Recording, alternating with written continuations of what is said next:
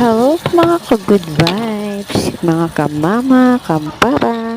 Luto po tayo ng vegetable and fish. Tara, samahan niyo na po ako magluto ng simpleng ulam. Nagprito na po ako dyan ng maliit na galunggong. Kalahating kilo po yan. Sabayan na po natin ng 3 perasong hiwa ng sayote. Niluto ko po yan dyan sa magandang binili sa akin ng asawa ko. Fast forward. Timplahan na po natin ng magic sarap at kung ano-ano pong pwedeng ilagay dyan. Simpleng ulam na madalian lang ang lutuin.